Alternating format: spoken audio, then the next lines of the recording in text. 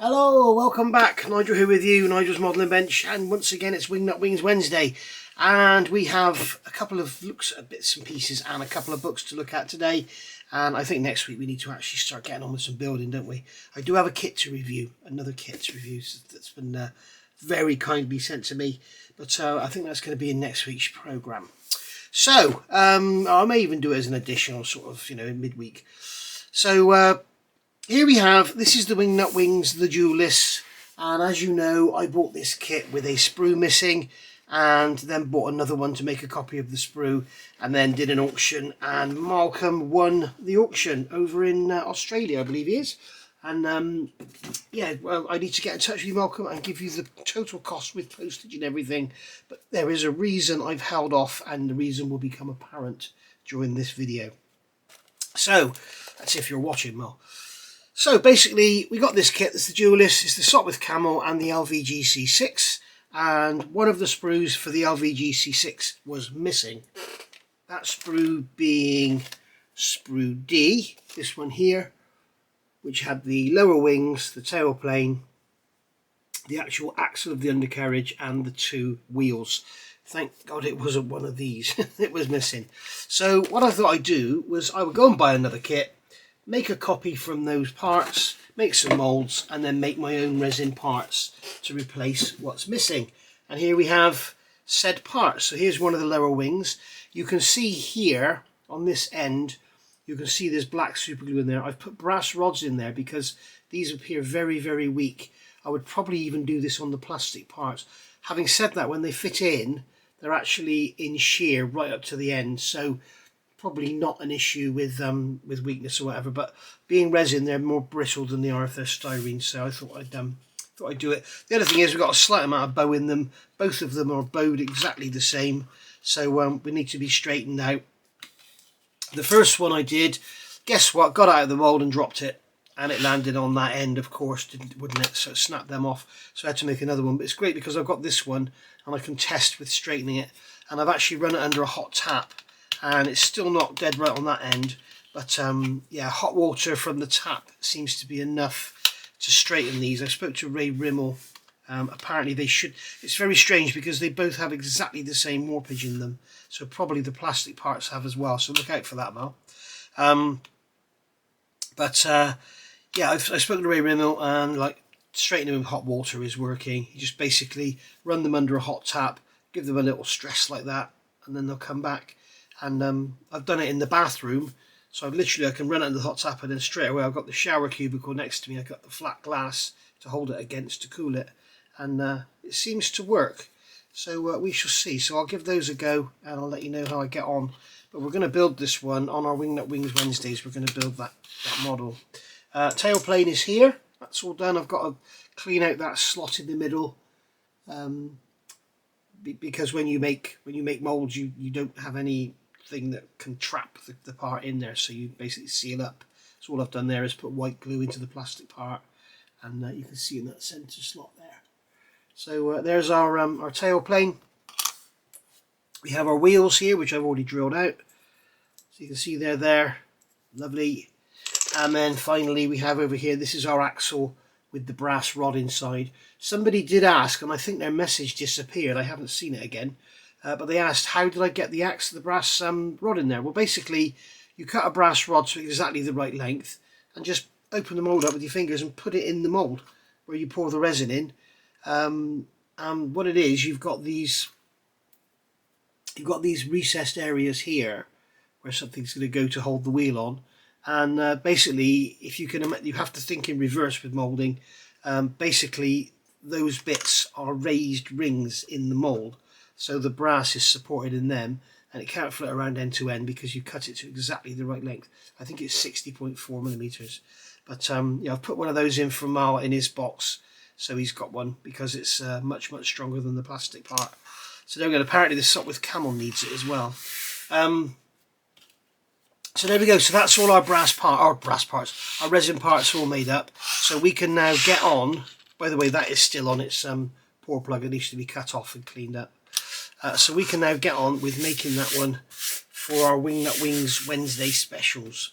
So I want to look at a couple of books. They are, I got in touch with Ray and he's very, very kindly sent me these. And they are just absolutely gorgeous. Look at that, there's the, remember the days, eh? Thank you for your support. So this book was originally, that's a 2017 there. So in here is, yeah, this is 2017. So this is basically the Windsock Datafiles book on building these Wingnut Wings kits. So there is a series of these books. I've already reviewed the ones I've got.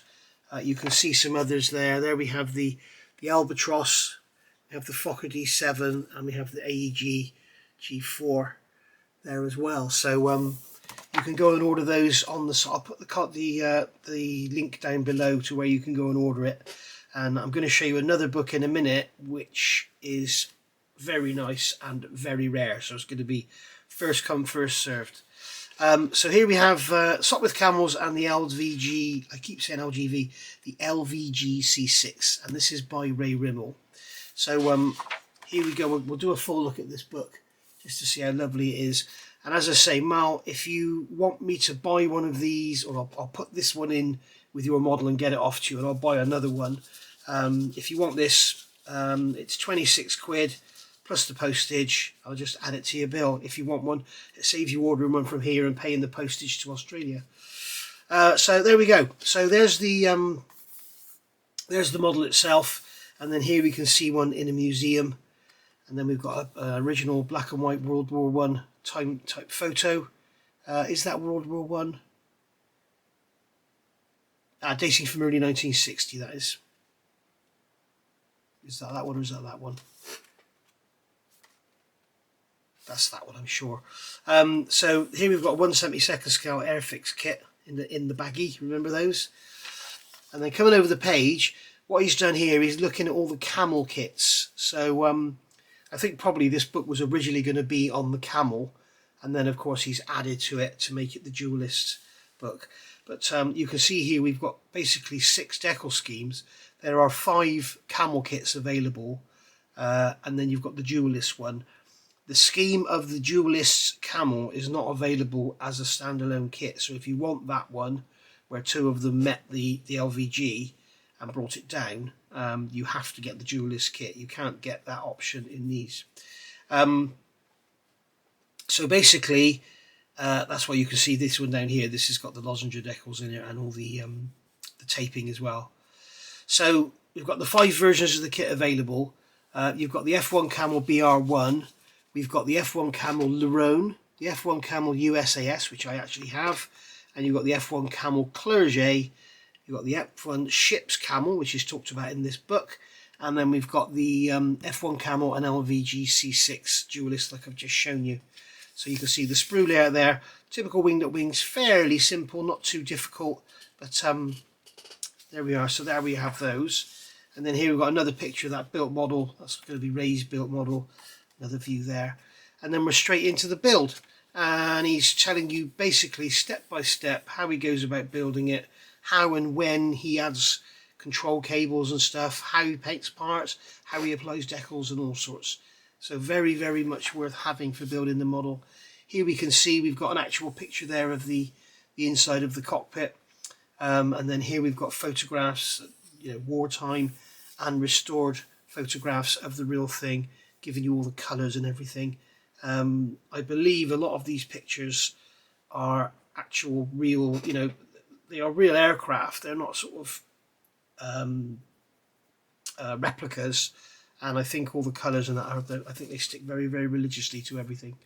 So it's mostly wood anyway. So here we are fitting the fuel tank to the frame. We've got the seat going in there. And then adding the belts. Here he's saying he's used HGW belts because he's not a fan of the brass ones. And then here we've got the cockpit going together, adding in all the control cables using wire. And there we've got the finished cockpit. Starting work on the guns. You've seen more views of the cockpit. I'll give you a close-up of that just so you can see just how gorgeous that is. Very, very nice indeed. And then we've got some more genuine photographs of the real thing. More reference photos there. And then here we're moving on to painting. We've got the wings masked up, we've got the fuselage parts being painted, and we've got all the linen there going down. And then over here we've got some wood, we've got some wire going in the back end, and then we've got this structure at the rear. That's what he's showing you there, is adding those cables because they can be seen through the holes. We've got the tail strut there, and then adding lines to look like spars inside or look like ribs, so that when you paint the linen on, you end up you have that showing through, as you can see here. You have the linen showing through, and here we are masking stuff up using tubes and everything, adding the rib tape. You can either paint it on or use decals or whatever. Painting on the red and everything here, chipping it and wearing it, making it look really, really worn out. Very, very nice. And then here we've got some more woodwork being done by the look of it. That's not wood, but that's metal, isn't it? Shut up, Nigel. And then we've got the some genuine photos here. We can see the camber on the wheels there, which is worth noting. And then here we've got some he's going through some how he's done all this front end and how to clamp it down and everything. Making up the guns, making up the struts, making up the wings. You can see wings have got decals and everything applied before they're fitted. And this is something I need to learn. I've never actually, as an adult, built a biplane, so I've never actually rigged anything. So I need to learn the process, and you can learn it with me, and you can watch me make mistakes that you don't have to. Adding the decals to the tail, the fin and everything, and the rudder. And then here we are carrying on with the build, and you can see those beautiful guns in place. We've got the pitot tube there, and you can see some more genuine photographs. And you can see the underside of the wings with the rib tape and everything. We've got the vision panel there. And we're adding some shading underneath. That's obviously all the oil that's coming from the engine. It's picking up on that. And then here we can see, is that a model? That is an actual aircraft. I thought that was a model, very cleverly photographed. Here you can see one unfortunately crash landed. Here's the simple box that Wingnut Wings suggests for rigging. Something going on here with fitting the wings. Not quite sure what's going on there. 7.5. Don't really know what's going on there. We're fitting the undercarriage. Oh, sorry, I think it was stupid me. That's the cabane struts, isn't it? So it's actually upside down. So fitting that centre wing, and then he's fitting the outer wings with it in that position. You can see here on the real thing all the original rigging. So it's showing you how that's done. Here we're painting some red bits on the tyres. I don't quite know what's going on there. I'll have to have a read. More genuine photographs. You can see there the camber on the wheels. There's a guy there working on the aircraft. Then we've got some bomb loadouts here. You can see some cables on there that you can add with wire, easy line, whatever. And then we're working on the engine. So this is going to be the 130, 140 horsepower Clerget 9B and 9BF. Talking about using future fuel polish. There we go, adding resin barrels here to get rid of the plastic ones, should you wish. He's only doing the bottom 3 by the look of it, because that's the only ones you're going to see. And a lot of this, although the kits are no longer available really new from Wingnut Wings, I think a lot of the aftermarket is. Take a look on the Hannant's website if you're in the UK. You'll see a lot of it on there. And here he's doing some struts and everything. We're doing the rigging, he's going through it bit by bit. Here we've got a beautiful aircraft, and you've got this aircraft completely with all its panels removed, and you can see everything in there that you're ever going to need to see. So that's very, very nice indeed. And then here we've got some of these beautiful Ronnie Barr images. Absolutely stunning, really, really nice. Absolutely gorgeous, aren't they? Ronnie Barr's images are amazing. Lovely. And then here we've got part 3, the Rotary Club. So we've got another engine going together here. So these are going to be the different engine sprues you're getting with the different kits. And that's what he's talking about. And they're showing you images of the real engines there. So whichever Camel you're doing. And then here we've got the the last. So this is 160 horsepower Gnome engine. You can see that there. Not sure if the colouring's correct. I'll probably tell you in there. And then here we're moving on to the Duellists, the LVG C6. So there she is, all done with their engine and everything fitted. And here we are, we're starting with building up the engine, adding some details all the colours used and everything. It's well worth having this book. And then here we've got the undercarriage going together, so you can see there's that central spar. And then we've got the wheels there, which I've got, as I showed you, in the resin. The gun, the machine gun there. We've got some flares or whatever they are there, little bombs there by the look of it. And here we've got the wing tapes, wing and observer's armament. And here you can see images of the real thing you can use for reference. And going down, we've got some more here. And then there's a picture of the model, built up, all done. Notice the wings are dead straight, not like mine. So very, very handy book this to have. So there's not very much here on the LVG C6, but you'll see some more of that in a minute. You've got a couple of images there of kits that you can build from the box. I'm not sure if they're the ones. Yes, they are. 1741. Hang on a second. Those are not options you can do from the Duellists kit out the box, but that one looks very much like it. It's 7243, I think it was, in the Duellists kit, and that one's 1741. And then here we've got some adverts for some more books. Doug Craner does the sculpting. He did those beautiful Lancaster bomber pilots I showed you. And here you can see Hannant's advertising their kit. That's probably where, well, I know that's where mine came from. That's probably my kit. That's the one with the missing sprue. So here we've got the building the Sopwith 2 F1 ships camel. So going all through the detail of how to do all the cockpit again. Not going so much into detail because you've got the last one you can refer to there. And then here we're going about painting and adding those wires around the back again and everything. And adding some card to replicate the linen on the back. On the underside is that, I think. Again, we've got images of the real thing to work from, and then adding some plastic card to represent sheeting on the engine cowl. And then here more work going on. We're getting some painting done, adding some decals. It's interesting to note that with these models, Ray seems to finish, paint and decal everything before assembly and before rigging as well. So interesting to see. Obviously there's a totally different build sequence to this than there would be of a Spitfire. You can see the lovely rib tape underneath there on that wing. And then here we've got the engine going together, undercarriage over here. Probably functional wires to add some strength. Looks like he's added some rod in there because it's a weak spot. And then here we've got some more wartime genuine images. We've got images of an actual model there. And then we've got some more images of the real thing hanging there in a museum. We've got the model here looking lovely.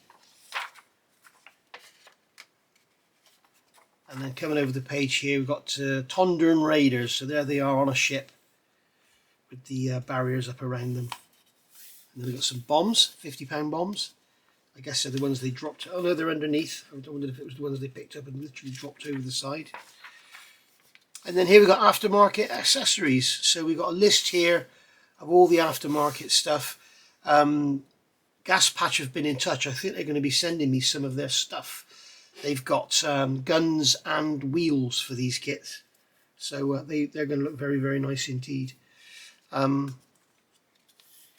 Largest accessory of all is ODG Studios 1/32 scale resin RAF lighter kit designed for Wingnut Wings Felixstowe and 2 F1 Camel kits. For current details, contact Oliver D. Galambayski at odgstudios.com. Maybe not going anymore, but who knows. And then we've got some talk here about Wings cockpit figures. As you know, I've featured them. And we've got some other bits and pieces here. We've got some HGW stuff. And then here we've got appendices. So we're talking about what's in the book and where it's all come from. And then here, Jargon Buster, Milliput HSP is heat stretch sprue, PVA, PE. So all that there. World War I aircraftmodels.com, a learning experience. Build logs, hints and tips, rigging, turnbuckles, detailing. There's that is still going, I know for a fact, so that's worth logging into. And then here we've got some more books being advertised. Tailpiece above Zeppelin L-53 was lost on 11th of August 1918 with all hands At right, the action is recreated by combining the author's modified Wingnut Wings 2F1 Camel and Jerry Boucher's original artistry. So there you go, you can see there's the Zeppelin and there's the camel. And on the back there, a lovely glossy image, Peter Jackson holding his model. I think that's an albatross, isn't it? And then he's got a Samson there and all sorts of bits and pieces. So very, very nice indeed. It's a shame it had to come to an end. Now then, this book here, okay, as I say, there's a link to the Windsock Datafile special website down below, and when you look across the top of the page you will see one of the I think it says Wingnut Wings / Meng build logs, I think it says, or how to, or something like that. Look out for Wingnut Wings and Meng and click on that, and then the first book you'll see is this one. There is only 4 left. This book was printed in 2009, and it is, he sent me this not knowing if I'd like it or not, and I've got to be honest, it's one of my favourite of their productions, and I think you'll agree it's fantastic for the modeler. And although it covers, basically this book is covering 4 models from Wingnut Wings, and I think what it was, I think Peter Jackson sent these models to Ray to build, to say what do you think. Probably sent them to other modelers around the world as well. And Ray has actually captured some of the work that he's done step by step and put this book together. Be prepared as a modeler, if you're into World War I aircraft or you want to get into them, this book is amazing. So here we go. So on the front here you can see there's the LVG C6. We've got a Junkers J1. We've got an SE5A and a Harry what's it called? I can't remember, a Harry T8 or something. So there we are. So here we are into the book now, and we've got, this is about the time Wingnut Wings were about to launch, and you can see Wingnut's World War I wonders, and there's my favourite there, the Gota G4, absolutely gorgeous. I love that kit. Got 2 of those. I love it to bits.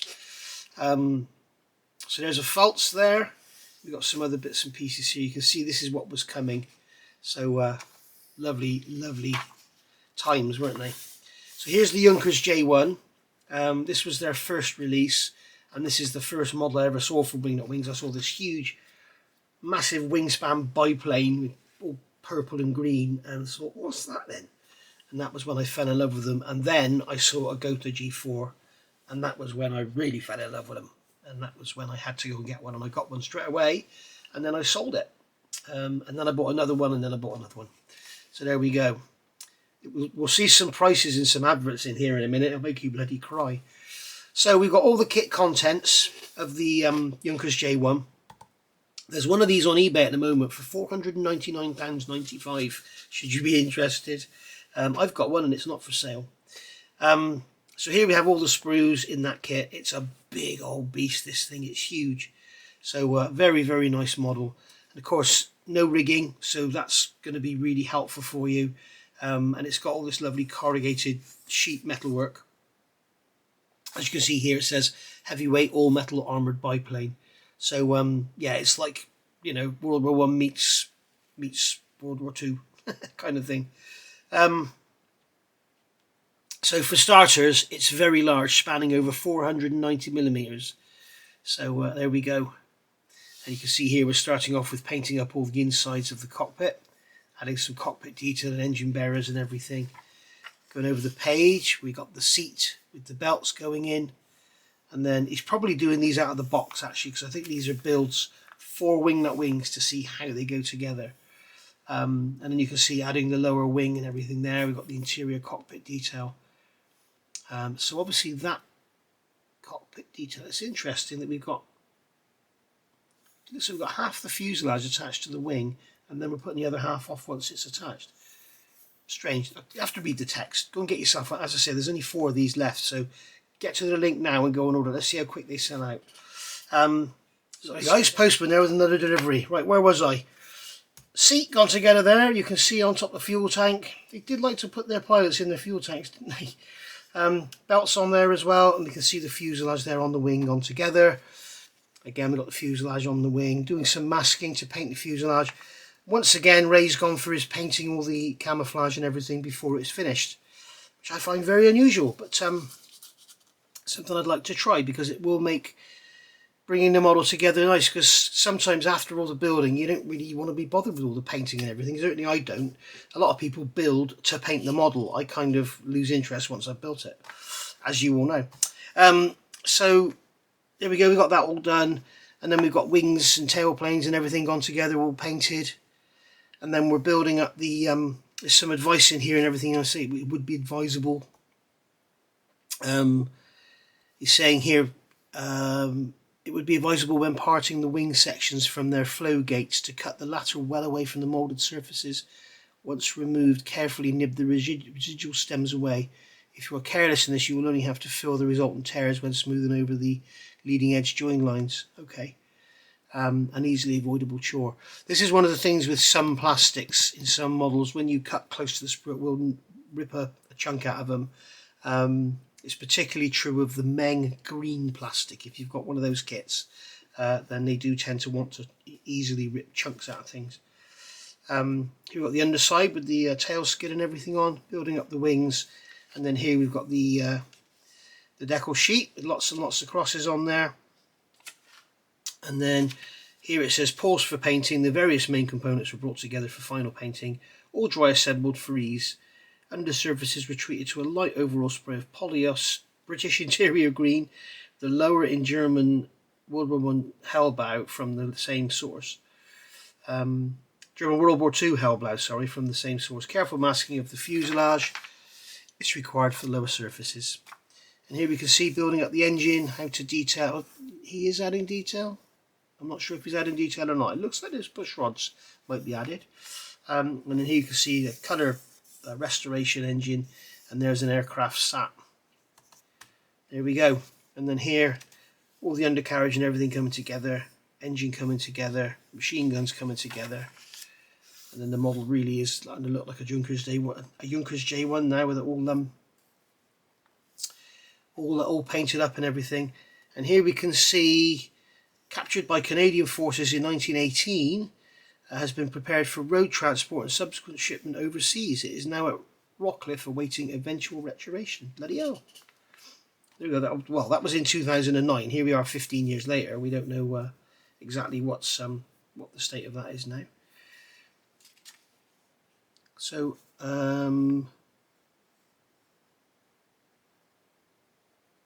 this is in the Germany's Deutsches Technik Museum in Berlin. So there we go. So we've got colour images there of a restored aircraft. Very nice indeed. Very nice indeed. You can see some panels removed there. Hang on a minute.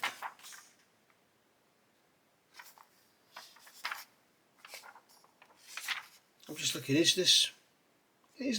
I thought it was all steel. It's just, it obviously had a metal skin on it, on a steel tubular frame. Okay, so now we're into the LVG C6, sorry, and this is this one's currently held at the Shuttleworth collection, and you can see here we've got some close-up images of the aircraft, and you've got the plywood and everything on the sides there. So LVG C6, German versatile German two-seater, beautiful aircraft, looking very, very nice indeed.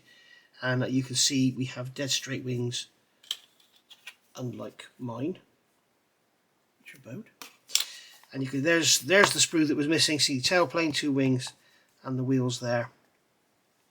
And then we've got the PE, and here he's talking about painting up the inside and everything, using a primer there by the look of it, painting up all the floor and the seat, and then going in with the bulkheads there and the firewalls and instrument panels and building it up. We've got a big gauge or something there.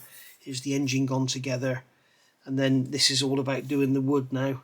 He's talking about how to do the wood, and the Wingnut Wings website. If you go on the Wingnut Wings website, there is a whole article about doing this very aircraft with the wood grain. So go take a look at that. You can see the decals you get with this kit. There's loads of them. There's the upper wings. going together. So he's got the centre wing on there, he's got the axle in there, and then getting all the wings painted. Something worth remembering, particularly I've been watching Moss do his Lamborghini, with the pocker kits and that. They tell you to apply decals. When you're applying decals on bare plastic, they will lift. You need to at least degrease the plastic with some IPA or something. But I would thoroughly suggest gloss paint, especially for decals like this. They're huge. You know, gloss paint the wings, good, lovely gloss finish, and the decals will go down beautifully. I've also seen somewhere in here, and I remember reading it in the past, don't use setting solutions with Wingnut Wings decals.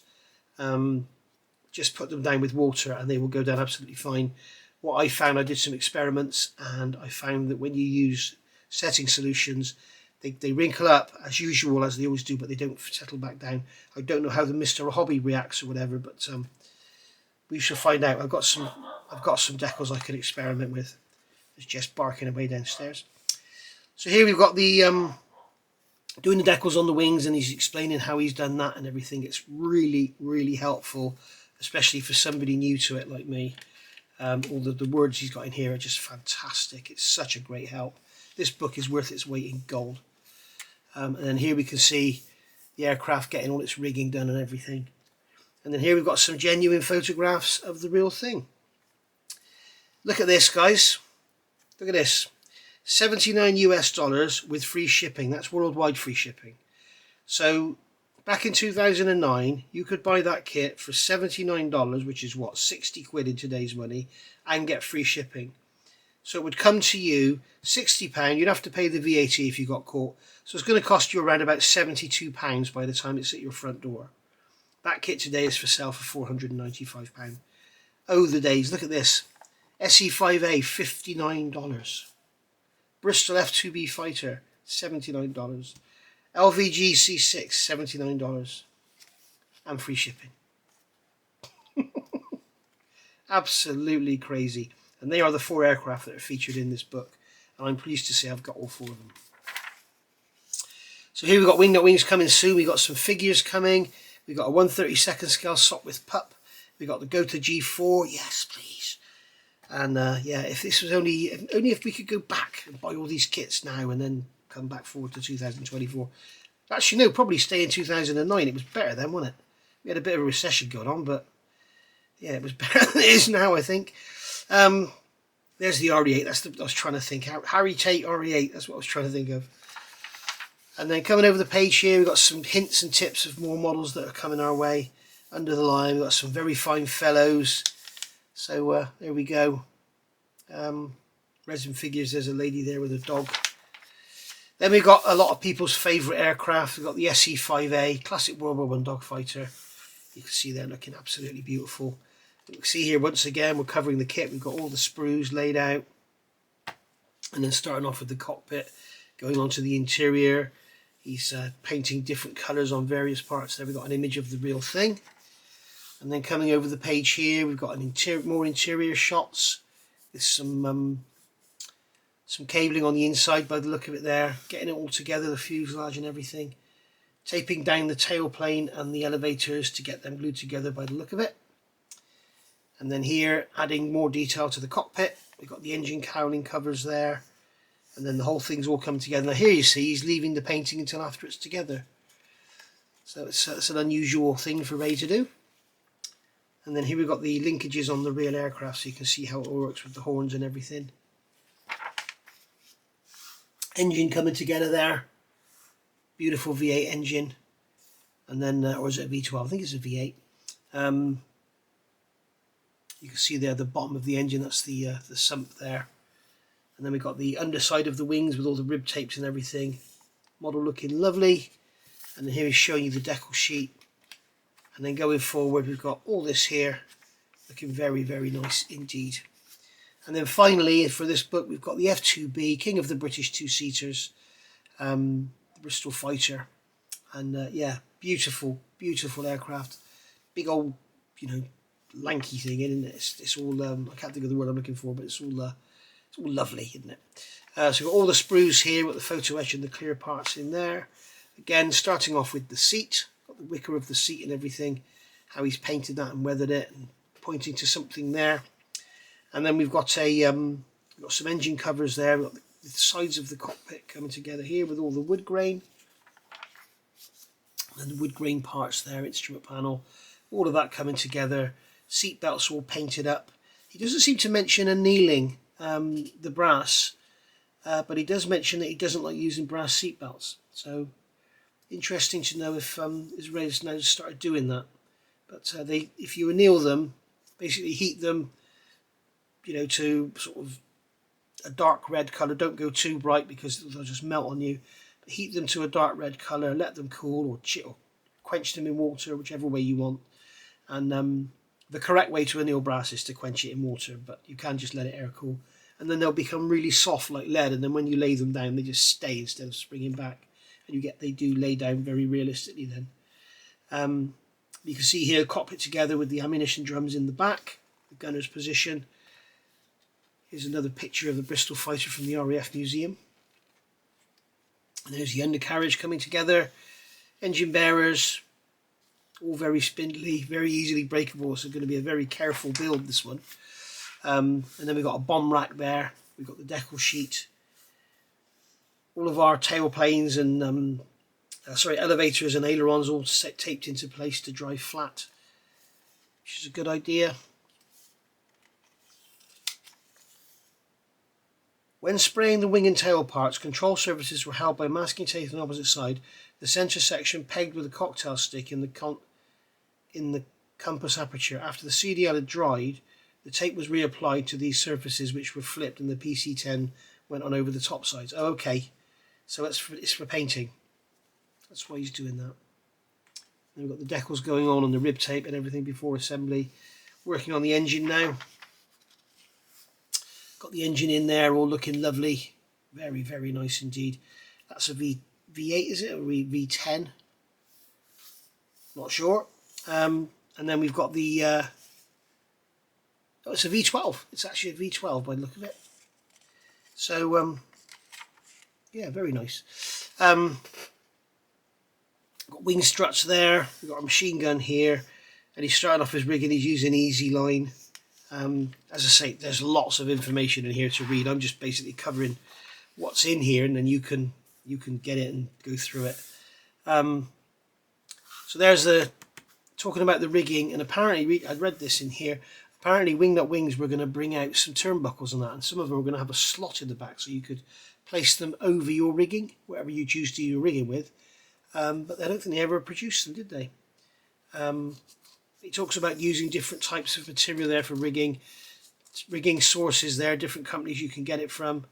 There you can see the FE2B, and we've also got a Brandenburg W29 coming in 1/32 scale. That'd be nice, wouldn't it? God, I wish it was 2009 again. There we are. So we've got some bits and pieces coming from Roden. Some more kit news. There's a World War I armoured car there. And then this is why you want to subscribe to Windsock and Datafiles for 2009. Aero Club showing off a jig there for building up the models. And then we've got Role Models doing an advert on their World War I stocks. Again, we've got Hannants showing off their new Edward release. And there we have some beautiful, once again, Ronnie Barr drawings, specifying here they're not to scale. But you can see we've got the Junkers J1, we've got the LVG C6, we've got the C.VI, and then we've got the Bristol Fighter. And it's interesting to look at the... Sorry about that, I was going to pause then. It's interesting to look at the chunkiness, isn't it, of these compared to that beautiful slender LVG. And then you've got the chunkiness of this great mammoth up here. I mean, that's like a tank, isn't it? Lovely looking plane. So anyway, there we go, guys. As I say, there are only 4 of these left, and that's it then. He won't be reprinting these. But I think it's absolutely awesome. I think it's about £30 now, but I think it's so much worth having. So get yourself on over there. Let's see if they get sold out within the next 10 minutes. Thank you for watching, guys. I'll see you all next week. I think what I'll do, I'll do a midweek review of the Wingnut Wings kit that's been sent to me from Australia as a gift. Thank you very, very much. Yes, there are lovely people out there, and there are people that are still happy enough to give away, yes, give away Wingnut Wings kits. Unbelievable, isn't it? So I'll see, what I'll do is I'll do that before next Wednesday, and then the next Wednesday we'll actually start doing some building work and having a look at, I have got a Wingnut Wings kit here which I started, which is unfinished, so I may well get that one done, we shall see. It'd be good to practice when bringing on as well. Right, and also I need to get these wings straightened out as well and let them settle. It's good to have a spare part actually, because I can test it to see how far I can go without it actually breaking or whatever, or you know, be careful not to twist it or bow it or whatever. But the upper wings have washout on the end, but I don't think these do. Anyway, I will see you all soon. Thank you for watching, and bye for now.